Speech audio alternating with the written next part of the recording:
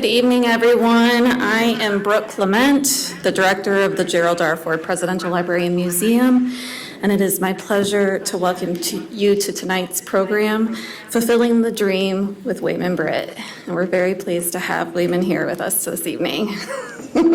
Yes, please. I'm going to keep this short and sweet, so we have plenty of time with Wayman. But before I turn the microphone over to Gleaves, I do want to let you know that on November 19th, the museum will be opening our holiday exhibit, the Gerald R. Ford Presidential Express. And continuing the tradition of adding a new Ford feature to the train set each year, this year a miniature museum is going to be included. So please come back. And we'll look forward to seeing you during the holiday season. Gleaves.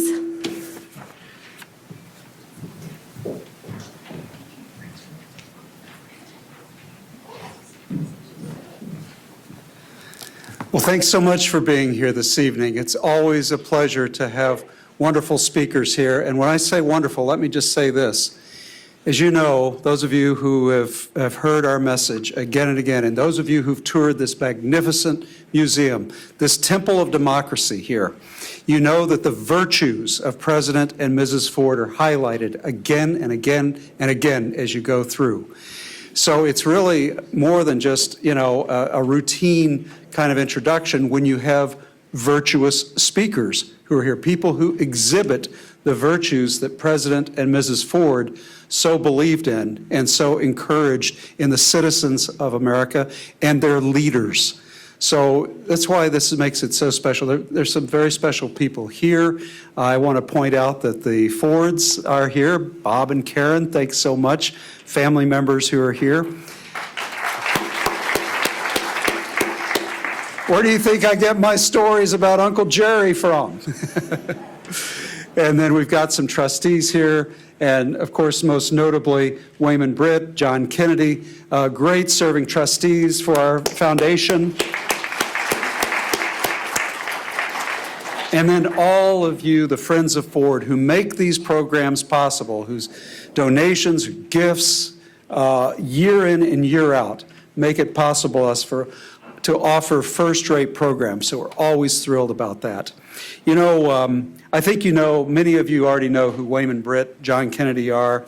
I'm going to do something a little bit different this time. I mean, Wayman, just has done so much. Originally from North Carolina, he grew up largely in Flint. He went to the University of Michigan, where he took a championship team to the final game of the year, and I think it was against Rutgers, the last game of the year. And he knows resilience. He knows the virtues of patience, of what it takes to grow through defeat, through discrimination, through all kinds of things, and not somebody who does it in a whining way whatsoever. He's been so involved in this community, whether it's been in the private sector at Steelcase, the philanthropic sector, the public sector for Kent County. He has done it all. He has seen our society from every perspective. Just listening to him tell stories about the Boy Scouts is inspiring, how much he is dedicated to helping the rising generation adopt the virtues that he has seen so successfully applied in his family, his own life. And I see his family is here. Dinah's here. It's so great to see all of you here for Wayman and for the conversation that's about to take place. The interlocutor, the conversationalist with Wayman tonight is going to be another favorite trustee of ours, John Kennedy. John Kennedy is the president of AutoCam Medical. He has done so much on the other side of the state. He grew up over there, went to Detroit, University of Detroit, then went to the University of Michigan. He has done so much in the private entrepreneurial sector. He has taught young men and women how to be entrepreneurs. He has been an advisor of mine when I was at the Hallenstein Center for years and years, 17 years in all, I guess now, John. But John was the one who gave me so many ideas of how to reach the younger generation in effective ways. So he's also got that drive, that sensibility to make such a difference in our community. He's more than just an entrepreneur. He makes a difference. And as I often say about people who've been involved in education, Wayman and John both fit this. You know, they understand that children, our youth, may be only 25% of our population, but they are 100% of our future. Now, Wayman and I were talking about his book. This is what he's going to be talking about, Fulfilling the Dream. And I asked Wayman's permission to read the last paragraph of the book. I think it sets the stage before they come up. Here's what Wayman writes. Martin Luther King came to the scene in a critical window of time. He became a lightning rod for significant change. There are times in history where this happens. And when the time is right, people become agitated enough to unite for a higher motive than mere political gain, to sacrifice their lives and to embrace each other long enough to make dreams come true. The question is, what are we willing to sacrifice? How long are we willing to embrace each other for more dreams to come true? Dr. King and the people in his era sacrificed a lot and even risked their lives to make dreams come true. His courage and passion inspired people to come together for a better society. Our country had to give up its old ways of thinking and let his voice be heard to get on a better path for justice. And that needs to happen again for more of our youth to fulfill their dreams. We have got to come together. We have got to work together. Please welcome Wayman, Britt, and John Kennedy to the stage.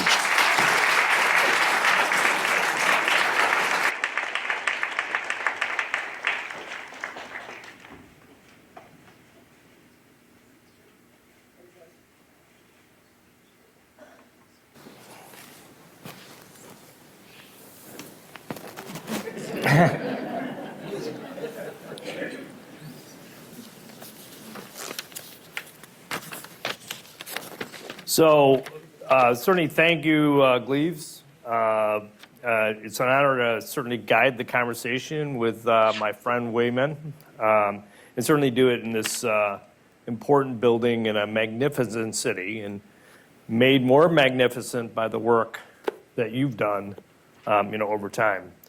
I got to know Wayman over the last maybe 15 to 20 years, and it was really good to read the book because I always saw these leadership qualities, and obviously you bailed us out of a lot of jams that we were in together, and to see how what you went through and et cetera to get to the position that you are today, it's really remarkable. And so I enjoyed the read.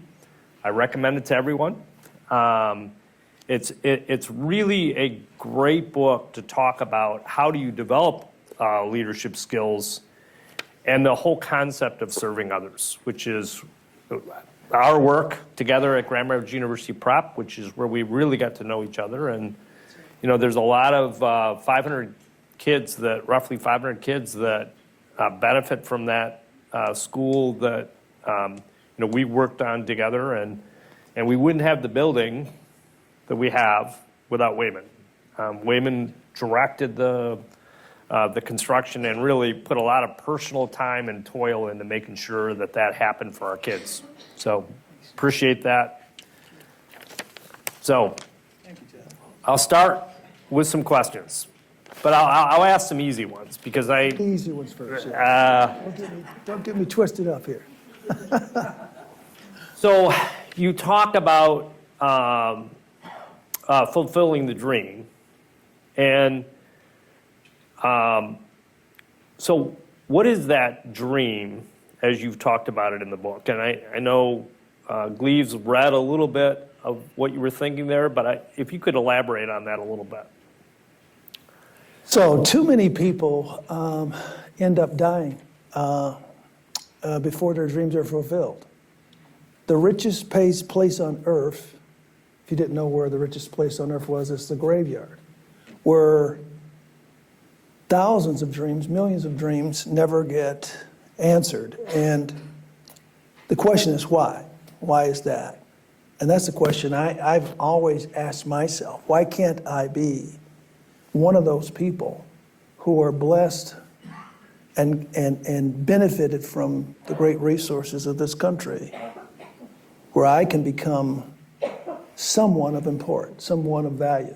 And what happens is, John, we give up too soon, or we underestimate our abilities.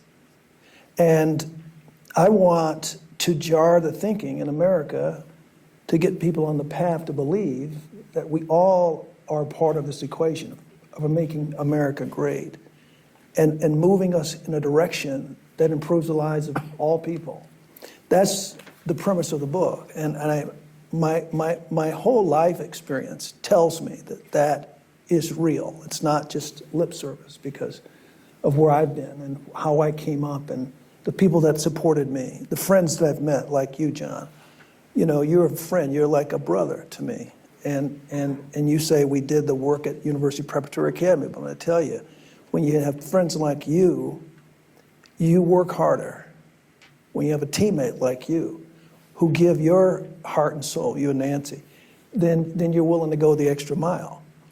Now, what if we could reciprocate? What if we could replicate that all over America, where you have the opportunity to inspire me, motivate me, then I have the opportunity to inspire, motivate you to be all that you can be.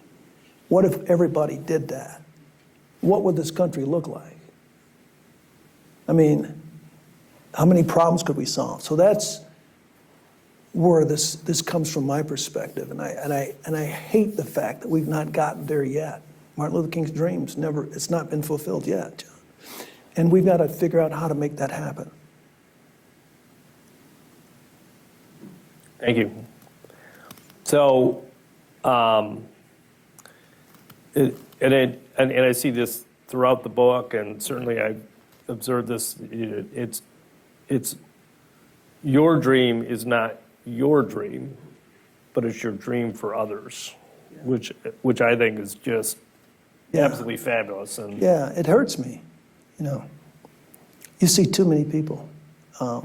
We at the County of Kent, when I was the administrator, actually Assistant Administrator Matthew Van Zetten and I, we would tour our facilities. We had to do a correctional facility millage, and we had to tour our facility, and we got a chance to see what was happening behind the closed doors, and at the Juvenile Detention Center, and how many young people are just wasting away. Their minds are not are not being elevated, and they're not being inspired, John. And I don't think any life is worth wasting. Every child, every person in America ought to have the chance to become a leader, a father, a mother who can help inspire their young people, their kids, like you, like I do. And so I think that's, you know, John, my heartbeat. It's not about me at the end of the day. It's about them. It's about the team. That's what Bo Schembechler used to say. I don't know if you know Bo Schembechler. If you don't know him, he's one of the greatest coaches of all time at the University of Michigan. And he would always talk about team. It's the team, it's the team, it's the team. It's not about me, or it's not about how many points I score. It's about how many games we win. And that was drilled into me. My mother and father drilled that into me too. So I believe that we have somewhat lost our way. And we need to wake up and get back to that notion of the United States of America being a place where all dreams come true. That's where we need to go. so one of the, obviously the audience here is a fair amount of white folk, and I guess one of the things that was remarkable to me is I didn't grow up with the same barriers that you did. And how did growing up as a black kid, first in the South, and in the 50s and 60s, and then moving to Flint, which I'm more familiar with Flint than I am the South, Yeah. But, you know, it was certainly a very segregated, et cetera. How did that shape you as you grew? Well, the microaggressions that occurred in North Carolina when I grew up were overcame because of my family, my mom, my dad, my grandmother, my grandfather, my uncles and aunts. They shielded me from that stuff that was going on because we were not treated the same. It was a Jim Crow era where you weren't expected to play on a basketball team, to go to University of North Carolina, to have things that other people had. But for whatever reason, that never deterred me. And I get sometimes chided about the cocky nature of me, the Britter. They call me the Britter, and it's because sometimes I don't. You know, I respect my opponents and I respect other people, but I don't shy away from being, you know, valued. It's just in me, and my dad put that in me. Oscar Britt, who reminds me, by the way, of Peter Secchia. And he was one of the most cockiest guys, and Joan Secchia. Not in the audience, you know Peter. But so those people, and Peter was another mentor too. So those mentors and family members encouraged you, they challenged you, and they didn't let you weep and cry and moan and whine about what people say to you, and you know, you better get yourself together, boy, and get out there and do this. Quit whining. That's what helped me, John. It's there, but it's something that I always kept on the side. I never allowed it to affect me. And for some reason, when you do that, it seems like the people that respect and value, they show up. When you don't get down about what somebody said or did, then others come to the rescue. Friends that you didn't expect to meet, you know, they show up. It's almost like there's a test going on to see how strong you can be. And I don't know, maybe not everybody experiences that, but that's what I experienced. I never let it get the best of me throughout that whole time in Flynn and North Carolina, working for county government, the political arena. And it's getting really, really bad, the political arena. But if it wasn't for friends on the board of commission and my staff, I wouldn't have gotten up as early as I did every day to come in place and do what I had to do if I didn't know that Roger Morgan or Harold Voorhees or any of the people that supported me, they weren't around. Mm-hmm. That's what you need. You need some support. So John, it's not who I became, not because of me myself. I became who I am because of the people that were around me. Yeah, it's very interesting to me as I reflect on the book. You know, you've been a good teacher too, because sometimes we don't see what you see, and you're always very willing to present that and advocate. And if we didn't have that leadership, we'd be a far worse place. Yeah, you know, John, I learned at Steelcase, you got to learn how to step on a person's shoes without them losing their shine. Mm-hmm. But you got to be willing to do that. You got to speak up. And I don't know if it's Churchill that said this, and you've heard this probably. All it takes for evil to exist is for good men and women to be silent. Yeah. If you don't speak up and speak out. And so, but how you do it is the question. Mm-hmm. How you do it. You know, we need to learn how to tell people what they need to know, but in a way that they can receive it. You know, I talk about that in the book. Yeah. Yeah. I'm not sure that I knew how you were doing it until I read the book. But yeah, it certainly was helpful to me, as we tried to, serving others Yeah. and trying to make sure we were serving all others, Yeah. not, just some. Right. And we had some battles, you and I, getting I remember one time, I'll tell this quick story. We were working with one of the school districts and trying to get them to accept and embrace the idea that we wanted to graduate 95% of the students, and 95% of them go on to college, post-secondary education. And we're all volunteers, right? You and I and all the other board members, Brian Cloyd, we're all volunteers. We're not getting paid to do this. We don't work for the school district. And we're trying to figure out how we work together. And I got fed up. My wife was out of town. She wasn't there for me to cry on her shoulders that one night. She was in the Bahamas with one of her friends, I think. Somewhere she was on a trip. I forget where she was at. But I'm sitting there by myself at the restaurant crying like a baby because I felt that they didn't get it, that we didn't have to do what we do, that you didn't have to do what you do. The dollars that we put on the table and the work that I wished we'd wake up and quit fighting and figure out how to latch on to people like John Kennedy and others to help build better schools and to remedy our problems. They can't figure it. They can't do it by themselves. And I'll add to the story a little bit because it's kind of funny. Yeah. Anybody who has followed me at all would know that I'm, more on the conservative side. And I remember we were having a vote and a discussion, and it was a very robust discussion. And I found myself on the side with more the, I'll say, the liberal view at the time, which was not to make group charter, but to go and keep it aligned with Grand Rapids Public Schools despite the troubles we were having.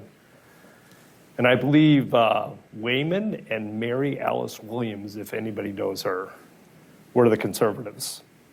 Yeah, we were at that time. We were at that time. Yeah, it's amazing how that flips back and forth. Yeah, we were. You're right, John. So if you look at your experiences on that life journey, what helped you realize and accept that you were destined to be a leader, which you clearly are? Well, I talk about it a little bit in the book, but Mrs. Wall, my fourth grade teacher, she said to me one day in class, fourth grade, short journey school, "You're a leader, you're going to be a leader." And I didn't know what that meant at the time, John. And I just kept ringing that bell throughout my life, that I was a leader and I was to be a leader. And just time and time again, I was reminded of that. At Flint Northern, I was reminded of that. We had some knuckleheads on our team. They didn't want to play right. We had some guys that didn't want to play team ball, and they were goofing off. And Coach Frieder, Bill Frieder, some of you may know who he is. He played at, coached at Michigan and Arizona State, great coach. Was my high school coach. And he took me aside one day because I was on the other players, really tough because they were goofing off, screwing off. I was captain of the team. And he said, because I went after one of them, right? It happens on the team. What Draymond Green did wasn't acceptable. But those moments occur where you have to, check up your teammate to get them to play a little bit better and do things right. Well, I did that. And Frieder took me aside and said, "You can't do that." I said, "Why can't I? Screwing up. Why can't I do that?" He said, "You're the leader of the team." I says, "Well, what do you mean?" So he broke it down. You have to respect them. You have to overlook them.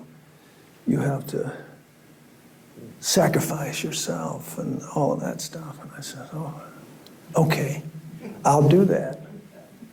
And so it's amazing what happened, that team. We went undefeated and won the state championship. And that story repeats itself. Right. And so that got ingrained in me, John, over the years. And this leadership concept. I started leadership basketball camp when I was at St. Philip's Episcopal Church. And that was something that came about resulting from my time at Steelcase and what they were drilling in me at the time about leaders and, my whole experience has said to me that we need more leaders. There's not enough of us. Leaders are made, they're not born. And if you can accept the challenge to be made, to morph into a leader, then that'll happen. But you have to accept the fact that there's things inside of you that you might need to correct and change. Because by nature, we're selfish. We're very selfish from birth, actually. We want. And you got to fight that so that the little brother gets the last biscuit on the table, right? Yep. When we would fight in North Carolina for the biscuits that Mama used to make, the molasses and syrup, we would go to war sometimes about those good biscuits you would make. One of 9. I'm one of 6, so I know You know what that's I'm like. talking about, yeah. So, you even, and I know that, the leadership is a journey, and I get that from the book, but one of the things that you did was your leadership wasn't only in athletics. You were, was it president of student government? Yeah. At Flint Northern. At Flint? Flint Northern. Yeah. And, so what called you to do that? It was a need that needed to be met. There was fracturing in the school. There were kids that were fighting each other. That was back in the 60s when, the riots had just happened and there was a lot of pressure going on. And we almost had a riot at Flint Northern. And I rose to the occasion to help get the kids, the white kids and the black kids, to work together instead of fighting each other. And so I guess from that experience, they said, you ought to be the president of our class. And I was also on student council. Mm-hmm. But it's seeing an opportunity, seeing things that need to be fixed or dealt with, John, and not always knowing what the outcome's going to be. I didn't know what was going to happen, sticking my neck out. But I guess, that's just a pattern. I feel like I'm called to be a leader, to be a person that can make a difference. And if you embrace that, then when you get that call, you're going to step into it. You're not going to be afraid of it. You're going to live it. That's what happens. That's what happened to Gerald Ford. He was tested when he was in college at Michigan. When Georgia Tech wanted to play Michigan, and they wanted Willis Ward not to play. He said, if he doesn't play, I'm not playing. That's leadership. Yeah. And so those are decisions that, you either make or you don't make, to be counted. And so that's just, John, I don't know. I'm torn a lot because I see what's going on in America today, and I'm like, oh my God, oh my God, oh my God. No. So I have a question about what's the source of your core motivation? And I know a little bit more because I read. It comes from my belief in God. God has charge of everything, and he's charge of me. I'm not perfect, but he loves me. And he helps me. And I try to listen. And I try to do what he wants me to do, not what some tell me to do. That's my core. So whenever I'm in tune with God, I'm at peace, I'm happy, I'm moving, I'm doing. When I'm not, I'm out of sorts. So my core motivation is God, help me, show me what to do, how to do it. So that's my core motivation every day. It doesn't ever go away. Whether I'm in church or not in church. Yeah. No, and it shows in your style in the world. So you don't have to state it. It shows in your person, in the way you act. So, do we have time for questions from the audience?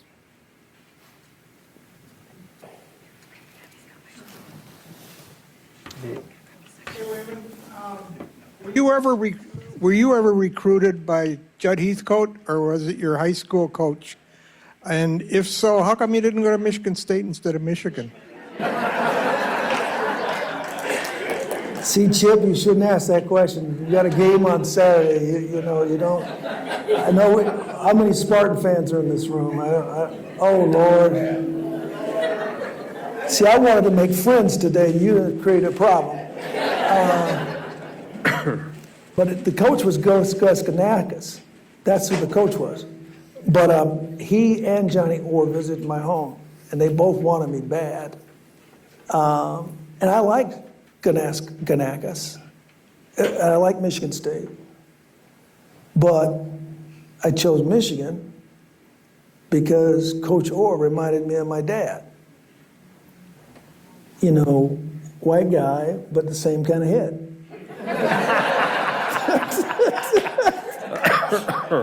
You know, I'm like, okay, which one do I choose, Ganakis or Coach Orr? And it was Coach Orr. And he had this Southern drawl thing, the thing I was used to seeing and being familiar with. He was from Southern Illinois. He sounded, he just sounded like an old country boy.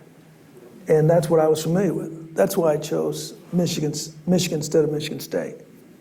But I was teetering back and forth.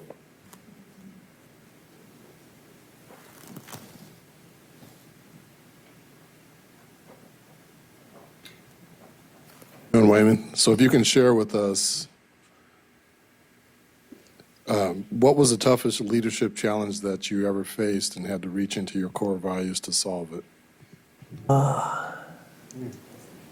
That's a good question. Oh, there's been many times, but I would say, as a county administrator of Kent County, and I was appointed, not elected. And I had served in leadership positions and understood how to lead. And this idea of stepping on people's toes without them losing their shine, I was tested many times with that. How do you tell a county board chair, we can't do that. We have to do it this way. We have to respect our team, our staff. You got to work with and through them. You know, that was a tough test because I wanted to be the administrator, but you have people that are above you who are saying, this is what we want to do. And getting them to understand and to trust me, to believe what I was saying was for the betterment of the county, long term, and for the people of the county. You know, that's what's tough. And being a black guy, sometimes, not all times, people don't value your opinions and your thoughts as much as they value someone that looks like them. And so the question is, how do you tell them what they need to know? How do you get them to believe? And, you know, some are better at receiving that feedback than others. I was blessed with a number of commissioners that really got it, and they understood, and they trusted what I brought to the table, my years of experience at Steelcase and so forth. You know, I mean, I understood the game. But how do you get them to see the long ball, you know, the long game, not the quick fix? That's not an easy thing to do. You know, thank God we never had any problems. We never had any bad news. There's nothing that they can say that we did. We always balanced the budget. We had a AAA bond rating. We never had any scandals when I was there. So that's the tough thing right there. Because unfortunately, the way politics has gotten, people are more rabid about their own position and their own way of being successful. But you're dealing with people's lives, and that's the thing that I keep coming back to. It's always about the people. It's not about me. It's not about you and your career, your success, your next move. It's about the organization. How do you get them to know that, understand? When they know if they don't deliver, they may not get voted in next time. That's the tough thing. How do you get them to relax on their career aspirations and realize the harm long term that they will do by undermining the motivation and the passion that people need to have to work inside government? It's not easy because, you know, you don't have millions and millions of dollars to throw away. You're accountable to the tax, you're accountable to the citizens of the county of Kent. So how do you make that happen? You know, how do you keep them wanting to play ball with you? You know, when sometimes they're maybe 20 years younger than you. You know, and So they don't have your wisdom. well, and that's the point, is that, you know, sometimes I have to listen to somebody older that's been through it. You've been through a lot of wars, John, and you probably can tell me how to start a business. You can tell me how to grow my business. And why wouldn't I want to listen to you? You know? So, yeah, you know, I spent a little bit more time on that question, but that's probably the biggest thing. When you're in a leadership role, you've got to lead. And, you know, I didn't shrink back doing that, but that was tough. That was tough. That was tough. Okay. Another question. You want one more? Or we'll do one more. How often do you think that your viewpoint prevailed? And on the times when they didn't, did it still turn out to be a win? Well, most of the time it did. Most of the time it did. You know, and it's because of the credits that you build up over time. It's the political will that you build up over time. It's relationships you have. Even though I wasn't an elected official, I still was a politician. I was an appointed guy. But I knew that I had to have favor with the board and others, township supervisors, mayors, and others in the community to get it done. And they're the ones with power. It was the business leaders in the community that had the power. The John Kennedys, the Peter Secchias. They are the ones that had the power. And so how can I relate with them in a way that would support me in my endeavors so that when the question comes up, what we should do, they bless my decision. They support me. That's what kept me in the game. and able to pursue and get done a lot of things. And I didn't talk about that. Nobody knew. I can talk about it now.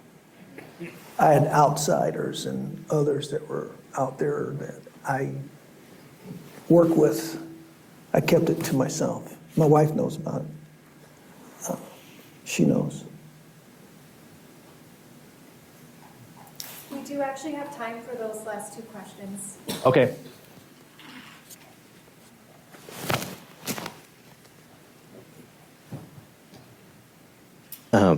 Obviously, Grand Rapids and West Michigan is a better place because you're here. What motivated you as you came out of the University of Michigan to come to the Grand Rapids area? Well, my wife at the time was from Grand Rapids. Her mom got ill when I was cut from the Lakers, or released from the Lakers. I came to Grand Rapids, only supposed to be for a short time, to get picked up by the Pistons because they had my rights. I was going to work out with the Tackers. There was a CBA team here, and I was just going to be here for a year or two, and then I was going to go back and play. But it's happened that I've been here since, and made a home, and then, 1978, finally went Steelcase, and they offered me a great career, and that's what happened. That's how I made my home here.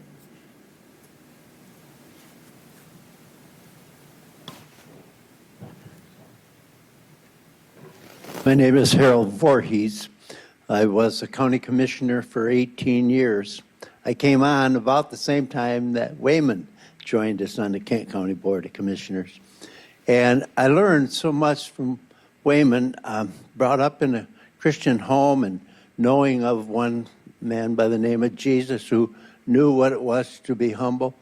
The humility, the power in humility is what Wayman presents, which I believe this book, and I told him earlier, I believe this book will change lives. They'll give people hope, and it will be that they can see in the hope in humility is very powerful. Wayman, thank you for your years of being able to work together at the county, and I just commend you, praise you, and thank you for you and your beautiful wife and for the friendship we've had these years. Thank you, Harold. But this book will change lives.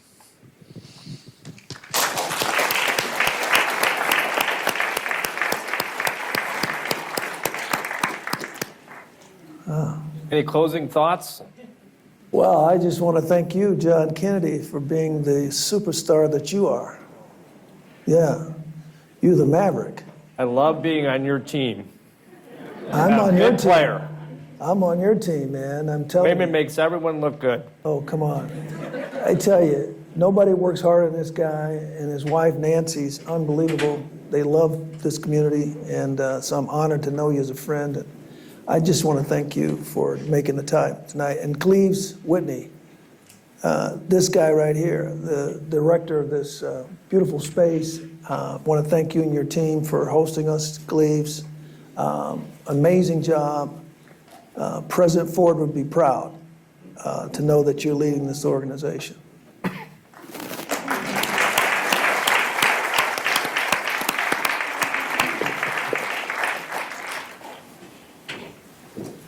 Well, anybody who says that to me is going to get a gift. I want to say, so here you go. Oh, wow. John, you get this one. Okay. And Thank you. Wayman, you get this Oh, gift. man, come on. I want Thank to you. say thank you so much. Thank you, This was thank you. such an enlightening and inspiring program. You have been our neighbor. We did not know you well enough until this book came out, and you told us really who you are. And John, thank you for great questions that pulled out sort of the Wayman Britt we did not know all about. And Harold, that beautiful, beautiful tribute at the end. Thank you so much. Thank you. Was this inspiring?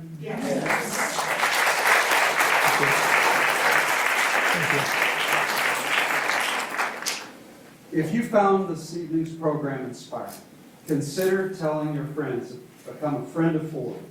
Let's grow this community. Let's support speakers who can come on this stage and teach us about the better angels of our nature and growing into who we can be.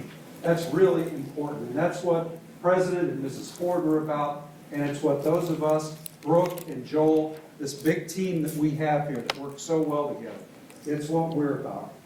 So thank you for being here this evening. Wayman is going to be available to sign books out here in the lobby. It's not too early to get your Christmas presents, so we got a stack of books out there. So I hope you will get to talk to him a little bit as he's signing your book. And I also just want to point out, we have a very exciting program. Brooke mentioned the train's going to be here, and we've got some other programs coming.